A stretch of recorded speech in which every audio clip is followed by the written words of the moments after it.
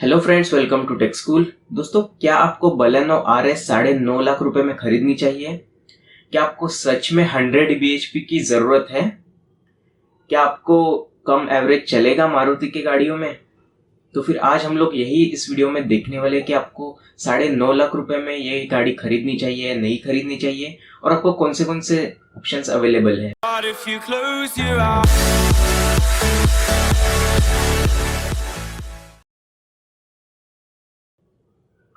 तो फ्रेंड्स, यहाँ पे सबसे बलेनो RS के स्पेसिफिकेशंस के ऊपर नजर डालते हैं। यहाँ पे आपको क्या क्या नया दिया गया है।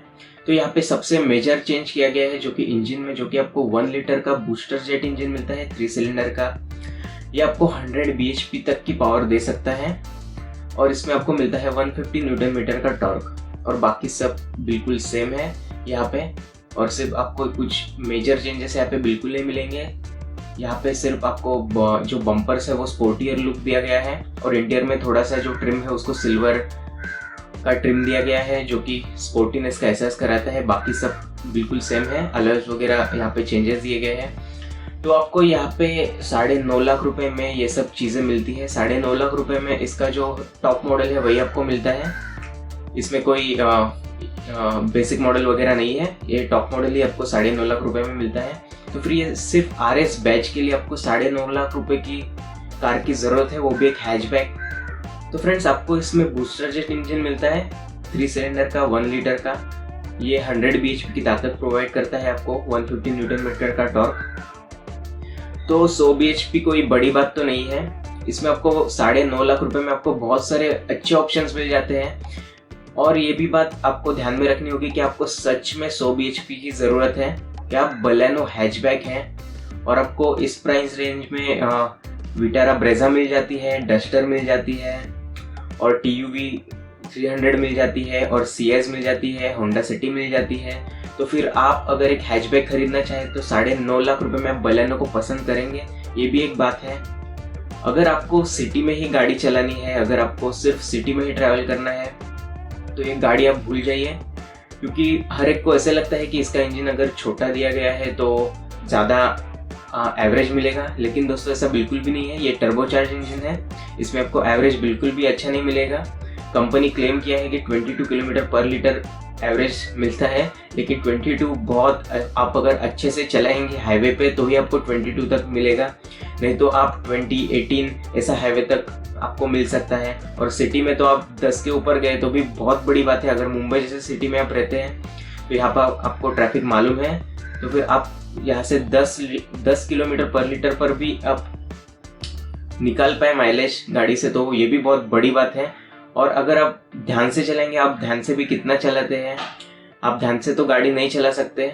ट्रैफिक में आपको ब्रेक दबाना ही पड़ता है, एक्सीलेटर देना ही पड़ता है। तो आप कितना भी ध्यान से चलिए, आपको 12 या फिर 13-15 के नीचे ही आपको सिटी में एवरेज मिलेगा इसका। तो फिर आपको ये देखने वाली बात है कि आपको सच में 100 bhp की जरूरत है, वो भी 9.5 लाख रुपए देकर। आपके पास बहुत सारे ऑप्शन यहाँ पे मिल जाते हैं। और अगर आप बोलते हैं कि मुझे स्पोर्टीनेस, उसका बम्पर पसंद आया या फिर उसका लुक्स पसंद आया, तो फिर वो आप जो बम्पर है, फ्रंट एंड रियर का जो बम्पर है, वो आप अपने जो ओल्ड वाले बलेनो में है, यानी जो नॉर्मल बलेनो अवेलेबल है 1.2 लीटर में डीजल और पेट्रोल में जो कि है, उसमें भी आप वो लगा सकते हैं। बाद में आप 1-1.5 साल बाद उसका RS का बम्पर लगा दीजिए और वो RS का लुक आपको मिल जाएगा।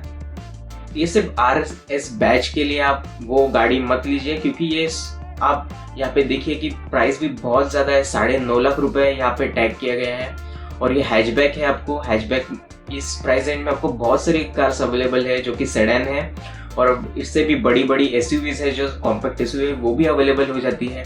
तो फिर आपको ये ध्यान रखना चाहिए, आपको सच में ये कार की ज़रूरत है। अगर आप सिटी में ट्रैवल करते हैं तो आप ये कार बिल्कुल भी मत लीजिए। आपको इतना कम एवरेज मिलेगा कि आप 1-1.5 साल बाद गाड़ी को खुद ही बेच डालोगे। तो ऐसा बहुत सारे लोगों के साथ हो चुका है। उन्होंने ये RS पोलो GT वगैरह ली थी, उन्होंने भी यही किया। उन्होंने ली शौकीन से, लेकिन उनको एवरेज नहीं मिल पाता था तो उन्होंने बेच दी। तो फिर यही सब बातें हैं जो आपको मैंने बताना चाहता कि आपको बलेनो RS सच में बाय करनी चाहिए क्या नहीं।